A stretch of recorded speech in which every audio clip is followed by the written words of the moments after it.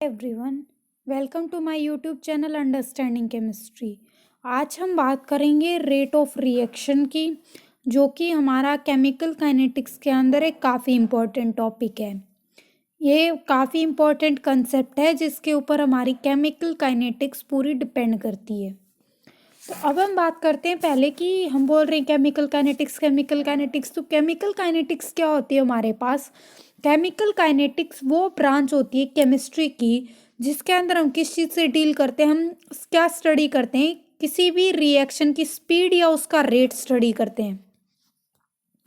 ठीक है, और उन फैक्टर्स को स्टडी करते हैं जो रिएक्शंस के रेट को अफेक्ट करते हैं, और उन मैकेनिज्म्स को स्टडी करते हैं जिन मैकेनिज्म के थ्रू हमारी रिएक्शंस प्रोसीड होती हैं। तो क्या है केमिकल काइनेटिक्स, जिसके अंदर क्या हो गई हमारे पास तीन चीज़ें हो गई। एक क्या कि स्पीड और रेट ऑफ केमिकल रिएक्शन, फिर वो फैक्टर्स की बात करेंगे जो केमिकल रिएक्शंस को अफेक्ट करते हैं, और फिर मैकेनिज्म की बात करेंगे जो मैकेनिज्म हमारी केमिकल रिएक्शंस प्रोसीड करने के लिए फॉलो करती हैं। तो इन तीनों चीज़ों की स्टडी के साथ जो ब्रांच केमिस्ट्री की डील करती है उसको बोला जाता है केमिकल काइनेटिक्स। तो हमें अब किसी भी रिएक्शन को स्टडी करना है तो उसको रिएक्शन को स्टडी करने के लिए उसके तीन मेन एस्पेक्ट्स होते हैं।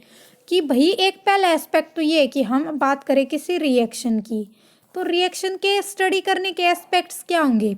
एक तो ये होगा कि रिएक्शन हो भी रही है या नहीं हो रही है, कि वो रिएक्शन हमारी स्पॉन्टेनियस है या नहीं है, वो उसकी बात करते हैं हम। तो रिएक्शन की स्पॉन्टेनिटी की बात करेंगे कि हमारी रिएक्शन होगी या नहीं होगी। और फिर अगर हमारी रिएक्शन स्पॉन्टेनिटी है वो हम गिब्स फ्री एनर्जी के टर्म्स में स्टडी करते हैं। और अगर हमारी रिएक्शन स्पॉन्टेनियस है तो फिर कौन सा एक्सटेंट होगा उस रिएक्शन को टेक्स प्लेस करेगा, कब इक्विलिब्रियम को अटेन करेगा। और थर्ड चीज़ है कि उस रिएक्शन का रेट और स्पीड क्या होगा।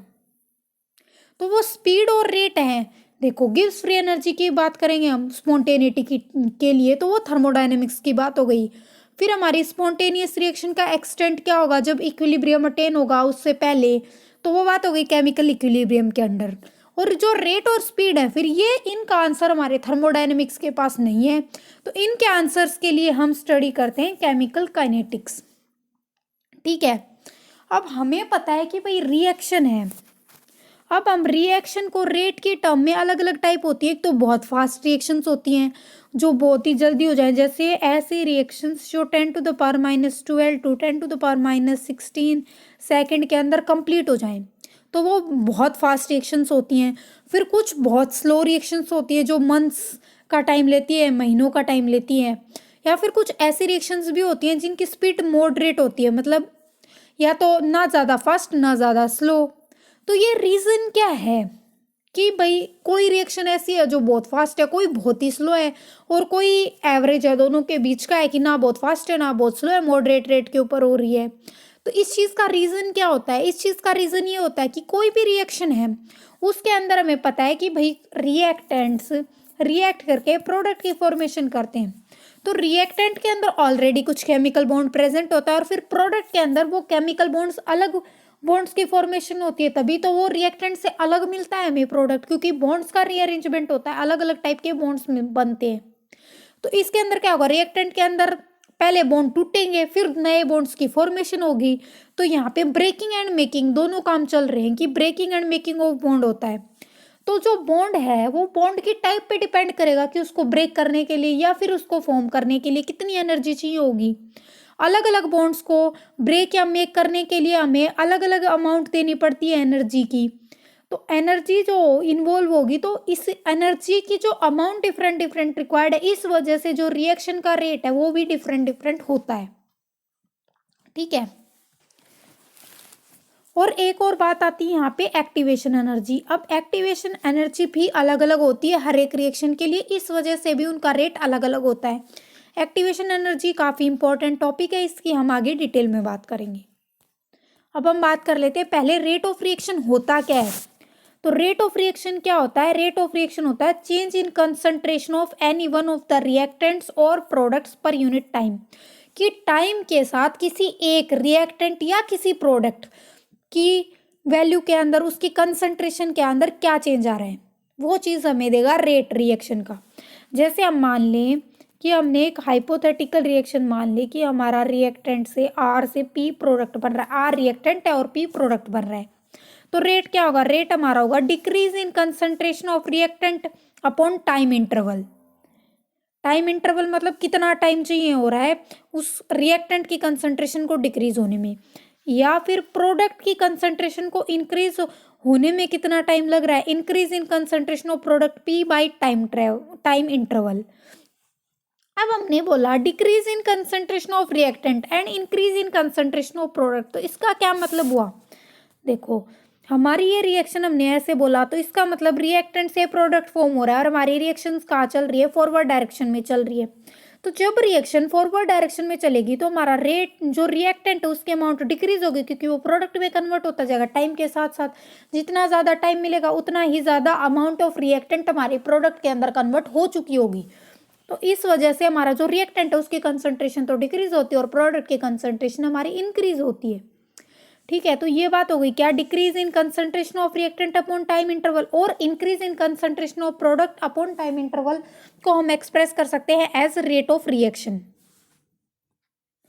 अब अगर हम यहाँ पे बोलें कि हमने ऐसे R1 एंड P1 ऐसे हम डिनोट करें कि ये हमने मान ली कि मोलर कंसंट्रेशन हमारी रिएक्टेंट एंड प्रोडक्ट की, टाइम मान लिया T1 के ऊपर, तो जैसे जैसे टाइम चेंज होता जाएगा इनकी कंसंट्रेशन चेंज होती जाएंगी, तो हमारी R2 एंड P2 ये हमारी रिएक्टेंट एंड प्रोडक्ट की कंसंट्रेशन है टाइम T2 था जब हमारा, तो हमें क्या बताना है, डिक्रीज या इंक्रीज देखना है। तो उसकी कंसंट्रेशन के अंदर भाई जब हमने टाइम चेंज किया तो क्या डिफरेंस आया, ठीक है, इसकी बात करेंगे। तो हम अगर बात करें decrease in concentration of reactant तो वो क्या आएगा हमारा, R1 पहले ज़्यादा थी हमारी, हम ये बोलते हैं मतलब फाइनल माइनस इनिशियल करते हैं किसी भी चीज़ के लिए, तो R2 माइनस R1 करेंगे इसमें, ठीक है। और अगर हम डेल पी की बात करें, ये तो डेल आर हो गया, अगर डेल पी की बात करें तो वो हमारी फाइनल T2 टाइम के ऊपर P2 है और ऊपर P1 थी T1 टाइम के ऊपर, तो डेल पी हमारा हो गया P2 माइनस P1, ठीक है। अब हमें पता है रेट क्या होता है, decrease in concentration of reactant, तो रेट हमारा क्या आ जाएगा यहाँ से, रेट डिक्रीज इन कंसंट्रेशन, तो यहाँ पे क्या हो रहा है हमारा डेल आर हमने रिप्रेजेंट किया था डिक्रीज इन कंसंट्रेशन, टाइम क्या है हमारा डेल टी मतलब T2 माइनस T1, वो हो गया टाइम इंटरवल की बात कर रहे हैं हम कि कितना टाइम के अंदर हुई है, ये इनिशियल टाइम क्या था, फाइनल टाइम क्या है, उन दोनों के बीच का जो गैप है वो हमारा टाइम इंटरवल। तो अब रिएक्टेंट की कंसंट्रेशन डिक्रीज हो रही है तो यहाँ पे आएगा नेगेटिव साइन, या फिर हमारा रेट किसके इक्वल हो सकता है, प्रोडक्ट के टर्म्स में लिखेंगे हम, तो चेंज या फिर increase in concentration of product upon time interval del T, increase in concentration of product हो गया हमारा डेल पी, और ये हमारा पॉजिटिव आएगा क्योंकि इसकी कंसंट्रेशन सच में इंक्रीज हो रही है, ठीक है। तो इस टाइप से हम रिएक्शन का रेट को डिफाइन करते हैं और ये उसका फॉर्मूला, और इस टाइप से हम उसकी कैलकुलेशन करते हैं, ठीक है। अब हम बात करते हैं यूनिट की, तो यूनिट हमने क्या बोला, अब कंसंट्रेशन अपॉन टाइम है, तो हमें पता है कि हमारी कंसंट्रेशन मेनली हम मोल पर लीटर में, मोल लीटर इनवर्स या मोल पर लीटर की फॉर्म में डिनोट करते हैं, और नीचे क्या हमारा टाइम, तो हो गया सेकंड, तो इसकी यूनिट क्या हो जाएगी, mole litre inverse second inverse, ठीक है। अब हम बात करते हैं इंस्टेंटेनियस एंड एवरेज रेट की, तो एवरेज जो हमने ऊपर बात की रिएक्शन के रेट में, उसमें ये प्रॉब्लम है कि जब हम लॉ ऑफ मास एक्शन की बात करते हैं तो किसी भी रिएक्शन का रेट डिपेंड करता है रिएक्टेंट की मोलर कंसंट्रेशन के ऊपर, जो हमारी डिक्रीज होती रहती है टाइम के साथ, या फिर प्रोडक्ट की जो हमारी इंक्रीज होती रहती है टाइम के साथ, तो वो रेट ऑफ रिएक्शन है ना वो कांस्टेंट नहीं रहता।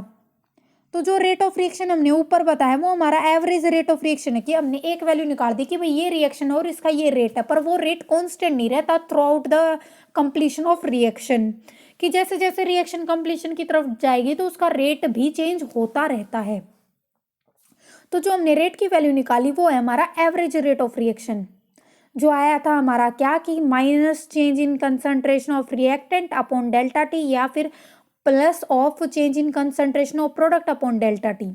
अब हम बात करते हैं एक और टर्म आती है फिर यहाँ से कि इंस्टेंटेनियस रेट ऑफ रिएक्शन, तो इंस्टेंटेनियस रेट ऑफ रिएक्शन होगा इंस्टेंट, मतलब किसी एक particular time, instant of time के ऊपर कि 1 सेकंड के लिए हम बात करें तो उस पर्टिकुलर स्मॉल टाइम के ऊपर हमारी कंसंट्रेशन क्या होगी, तो वो रेट है फिर कि वो कितनी कंसंट्रेशन चेंज हो रही है किसी रिएक्टेंट या प्रोडक्ट की किसी पर्टिकुलर इंस्टेंट ऑफ टाइम के ऊपर। तो इसके अंदर हम इस टाइप से dx/dt बात करते हैं। डी हम उनके लिए यूज़ करते हैं जो हम बहुत स्मॉल टाइम के लिए बात करते हैं, ठीक है। तो small interval of time dt लिया है और स्मॉल चेंज इन कंसंट्रेशन हमारा dx लिया है, तो ये हमारा इंस्टेंटेनियस रेट हो गया dx/dt। अब हम बात करते हैं कि हम किसी भी रिएक्शन के रेट को कैसे मेजर करते हैं। हम अगर किसी भी रिएक्शन का रेट मेजर करना है तो उसको हम कैसे मेजर कर सकते हैं, किस चीज़ को स्टडी करेंगे हम, रिएक्टेंट या प्रोडक्ट की किसी टाइम इंटरवल के ऊपर कंसंट्रेशन की स्टडी करेंगे तो वो हमें दे देगा रेट। तो सबसे मतलब आसान और मेन यूज़ की जाने वाली प्रैक्टिस क्या है कि हम थोड़ी अमाउंट ले लें रिएक्शन मिक्सचर की डिफरेंट डिफरेंट टाइम इंटरवल के ऊपर, उसको कूल डाउन कर ले इमीडिएटली 0 डिग्री के आसपास, मतलब रिएक्शन को रोकने के लिए। अगर हम किसी भी रिएक्शन को रोकना चाहते हैं, मतलब रिएक्शन को अरेस्ट करना चाहते हैं, तो फ्रीजिंग कर देंगे उसकी, मतलब कूल डाउन कर देंगे 0 डिग्री सेल्सियस के ऊपर। टेम्परेचर मतलब नियरली फ्रीजिंग टेम्परेचर के ऊपर हमारी सारी रिएक्शन स्लो डाउन हो जाती हैं। और फिर उसकी कंसंट्रेशन या प्रोडक्ट की कंसंट्रेशन फाइंड आउट करेंगे किसी सूटेबल मेथड से, जैसे हम टाइट्रेशन कर लें। पर ये मेथड जो है ना, हम ऑब्जर्वेबल प्रॉपर्टी होती है जैसे वॉल्यूम, प्रेशर, ऑप्टिकल रोटेशन, वो भी तो टाइम के साथ साथ चेंज होती रहती हैं और उनको डायरेक्टली ऑब्जर्व किया जाता है रिएक्शन को बिना स्टॉप किए। तो हम यहाँ पे ये बोल सकते हैं कि भाई कंसंट्रेशन के अलावा जो बाकी के सारे फैक्टर हैं वो रिएक्शन के रेट को अफेक्ट करते हैं। और फिर अगर हम किसी भी रिएक्शन की स्टडी करेंगे तो वो सारे फैक्टर जो रिएक्शन के रेट को अफेक्ट करते हैं उनको हमें कांस्टेंट रखना पड़ेगा, जैसे टेम्परेचर है, प्रेशर है, वॉल्यूम है, ये फैक्टर्स अफेक्ट करते हैं रिएक्शन के रेट को। तो इनको हमें पहले कांस्टेंट करना पड़ेगा, तब जाके हम आगे स्टडी कर सकते हैं। तो फिर हमें स्टडी क्या करनी है, हमें करनी है कंसंट्रेशन। तो अगर हम कंसंट्रेशन किसी भी रिएक्टेंट की स्टडी करें डिफरेंट टाइम इंटरवल के ऊपर और उसकी वैल्यूज का ग्राफ बनाए, तो हमें इस टाइप से ग्राफ मिलेगा एक, कि हम बोलें कि ये वाला प्लॉट हो गया हमारा, कि यहाँ पे तो हम क्या ले ली, कंसंट्रेशन ले ली इधर और इधर ले लिया हमने टाइम, तो हमें मिलेगा इस टाइप से प्लॉट, ठीक है। तो हमें इससे ना हम इंस्टेंटेनियस रेट कैसे निकालेंगे, इंस्टेंटेनियस रेट निकालने के लिए हम किसी भी टाइम टी के ऊपर एक टेंजेंट ड्रॉ कर लेंगे किसी भी पॉइंट के ऊपर और उसको एक्सटेंड कर देंगे दोनों साइड में ताकि वो हमारे एक्सिस को कट करे। जैसे हमने बोला कि हम ऐसे एक टेंजेंट किसी भी सर्कल के लिए एक टेंजेंट हो गया ये, तो टेंजेंट को ड्रॉ कर लेंगे और ये दोनों एक्सिस को कट कर रहा है किसी पॉइंट के ऊपर, ए एंड बी पॉइंट के ऊपर ये कट कर रहा है। और यहाँ पे इसकी वैल्यू, यहाँ पे ये जो टाइम है यहाँ पे कुछ ना कुछ टाइम की वैल्यू होगी, हमारा टाइम एक्सिस है। तो फिर क्या हो गया, जो हमारा ए पॉइंट है ये तो हमारा कंसंट्रेशन एक्सिस के ऊपर आएगा, बी पॉइंट टाइम एक्सिस के ऊपर आएगा, तो हमें change in concentration and time interval को ही लेते हैं। तो यहाँ से क्या आएगा हमारा, ये वाला पॉइंट क्या है हमारा ओ, तो ओ ए क्या है हमारा चेंज इन कंसंट्रेशन और ओ बी क्या है हमारा चेंज इन टाइम है। तो यहाँ से अगर हम इंस्टेंटेनियस की रेट की बात करें कि हम किसी एक पॉइंट ऑफ टाइम के ऊपर बात करें तो हमारा delta X upon delta T या D X upon D T लिखते थे हम इंस्टेंटेनियस रेट में, तो वो किसके इक्वल हो जाएगा, हमारा ओ ए बाई ओ बी इक्वल आ जाएगा। ओ ए और ओ बी का रेशियो है वो दे देगा हमें इस टेंजेंट का स्लोप, और जो स्लोप की वैल्यू है वो वैल्यू दे देगी हमें कि ये इस रिएक्शन का रेट होगा, ठीक है। तो इस टाइप से हम इंस्टेंटेनियस रेट को कैलकुलेट कर सकते हैं।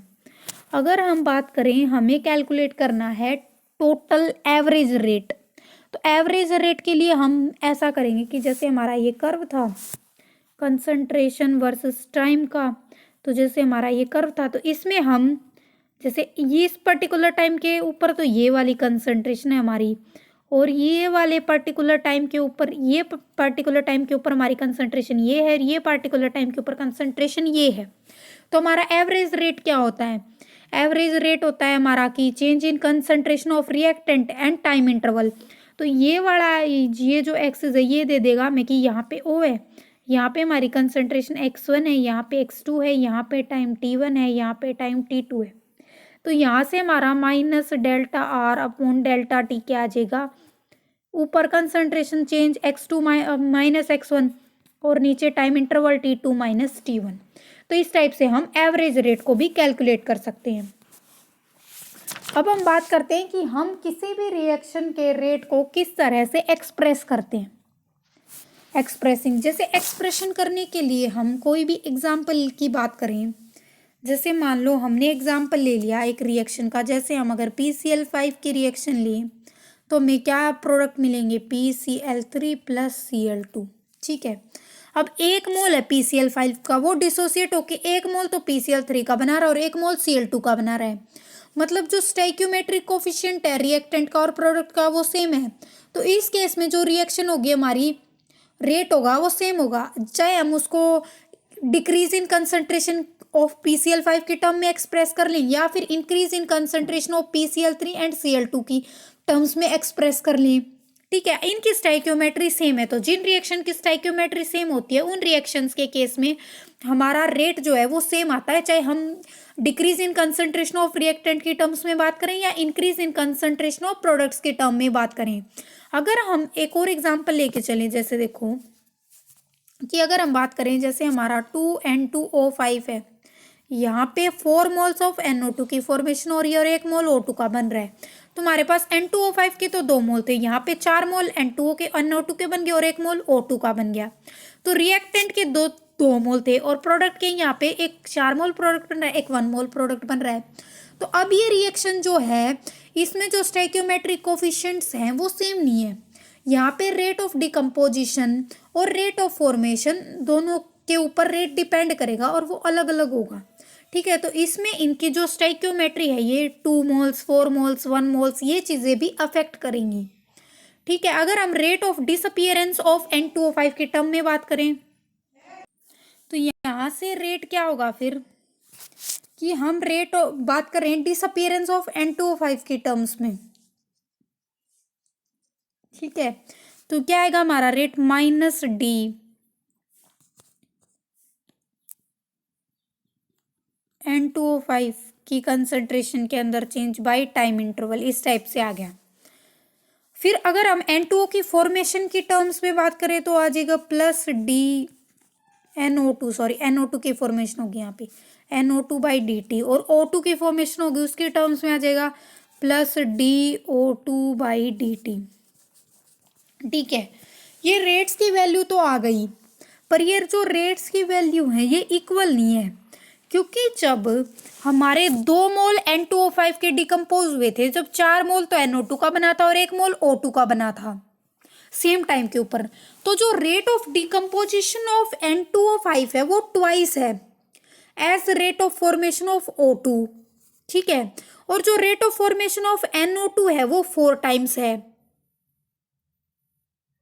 O2 के रेट से, rate of formation of O2 से। तो हमें अगर एक आइडेंटिकल वैल्यू चाहिए ना रिएक्टेंट और प्रोडक्ट की टर्म में, तो उस रेट को हम उनके स्टोइकियोमेट्रिक कोफिशिएंट की वैल्यू से डिवाइड करेंगे तब वो इक्वल आएंगे। स्टोइकियोमेट्रिक कोफिशिएंट जब हमारा N2O5 है, N2O5 के 2 मोल थे, मतलब इसका स्टोइकियोमेट्रिक कोफिशिएंट 2 था, तो जब हम इसको 1/2 से डिवाइड कर दें, अब ऑक्सीजन की फॉर्मेशन से ये ट्वाइस हो गया रेट इसका, और जो हमारा O2 है उसका 1 मोल था, तो इसको किसी चीज़ से अगर स्टोइकियोमेट्रिक कोफिशिएंट से डिवाइड भी करेंगे तो 1/1 कोई फर्क नहीं पड़ेगा इसके रेट के ऊपर। और हमारे N2 के 4 मोल्स बन रहे हैं, मतलब N2 का 4 स्टोइकियोमेट्रिक कोफिशिएंट है, तो इसको 4 से डिवाइड कर देते हो गया हमारा 1/4 आ जाएगा यहाँ पे। तो अब ये तीनों को हम ऐसे इक्वल रख सकते हैं, क्योंकि तब हमने जब रेट ऑफ रिएक्शन की बात की तो हम क्या लिख रहे थे कि rate of reaction is equal to decrease in concentration of reactant upon time interval is equal to rate of formation of product upon time interval.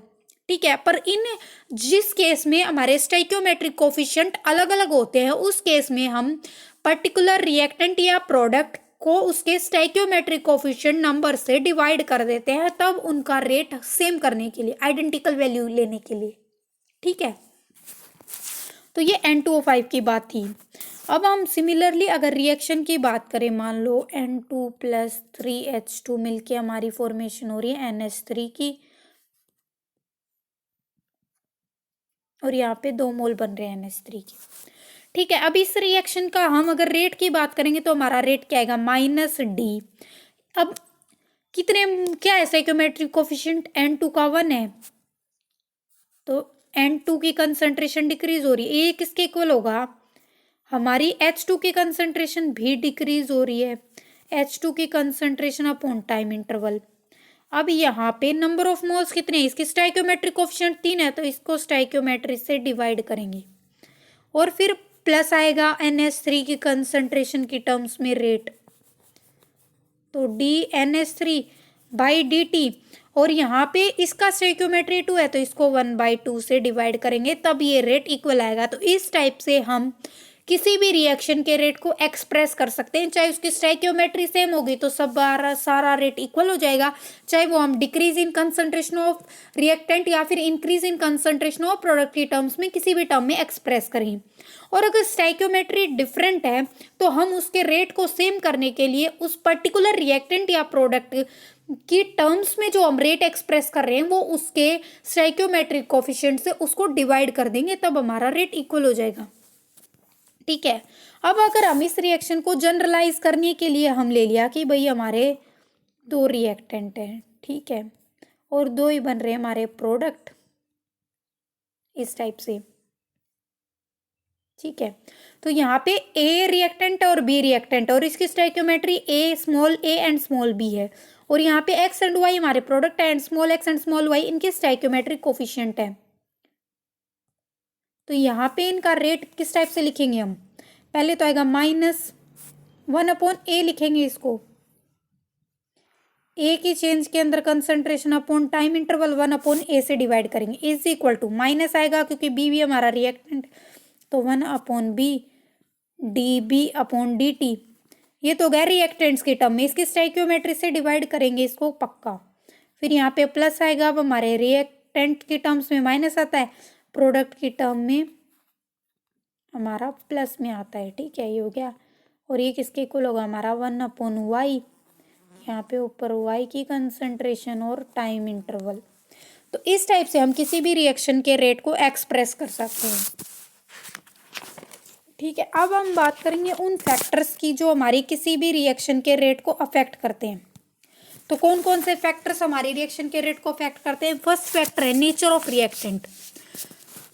तो हम बात करते हैं कि कोई भी रिएक्शन है उसका रेट हमारे रिएक्टेंट की नेचर के ऊपर डिपेंड करता है, क्योंकि अब हमारा नेचर ऑफ रिएक्टेंट से यहाँ पे क्या मतलब है भाई, कि हमारा रिएक्टेंट देखो एक जगह पे NO है, एक रिएक्टेंट हमने CO ले लिया, तो NO और CO के बीच में जो नाइट्रोजन ऑक्सीजन का बॉन्ड और कार्बन ऑक्सीजन का बॉन्ड है वो बॉन्ड स्ट्रेंथ अलग अलग होगी, तो इन बॉन्ड्स को ब्रेक करने के लिए जो रिक्वायर्ड अमाउंट ऑफ एनर्जी होगी वो भी अलग अलग होगी।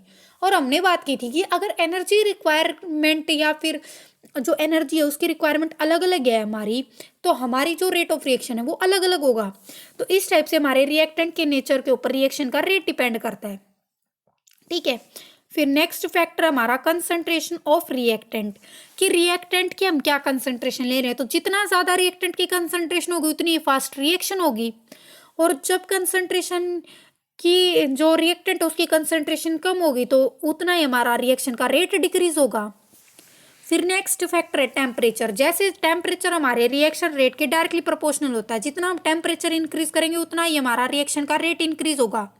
क्यों? क्योंकि हमारे जो रिएक्शंस हैं उनको हमें बॉन्ड ब्रेक करने के लिए एनर्जी देनी पड़ती है, तो जितना ज़्यादा टेम्परेचर फिर एनर्जी की अमाउंट उतनी ही मतलब कम देनी पड़ेगी, कम की रिक्वायरमेंट होगी, क्योंकि ऑलरेडी उसके पास कुछ हीट एनर्जी अवेलेबल हो जाएगी अपने आप। ठीक है, ऐसे ही भी हमारे पास हमने देखा है कि कुछ केसेस में कोई रिएक्शन रूम टेम्परेचर पे तो नहीं होती, पर अगर हम उसके रिएक्टेंट्स को उस रिएक्शन के जो कंटेंट्स हैं उनको हीट कर दें तो फिर वो हमारी रिएक्शन ईजिली हो जाती है। तो इसीलिए जो टेम्परेचर है वो भी हमारी रिएक्शन के रेट को अफेक्ट करता है। नेक्स्ट फैक्टर है प्रेजेंस ऑफ कैटालिस्ट। कैटालिस्ट क्या होते हैं? वो सब्सटेंस जो किसी भी रिएक्शन की स्पीड को इंक्रीज कर दे और वो खुद कंज्यूम नहीं होते रिएक्शन के अंदर, मतलब खुद वैसे के वैसे बाहर निकल आएंगे पर रिएक्शन की स्पीड को बढ़ा देंगे। तो जब हमारा कैटालिस्ट प्रेजेंट होगा तो रिएक्शन की स्पीड को बढ़ाएंगे, मतलब रेट इंक्रीज करेंगे। फिर नेक्स्ट है सरफेस एरिया ऑफ रिएक्टेंट। अब हमारा सॉलिड रिएक्टेंट लगा लो तो पार्टिकल साइज कम होगा। ठीक है, पार्टिकल साइज कम होगा तो जितना ज़्यादा सरफेस एरिया होगा उतनी फास्टर हमारी रिएक्शन होगी। ठीक है, जितना ज़्यादा सरफेस एरिया उतनी फास्ट हमारी रिएक्शन।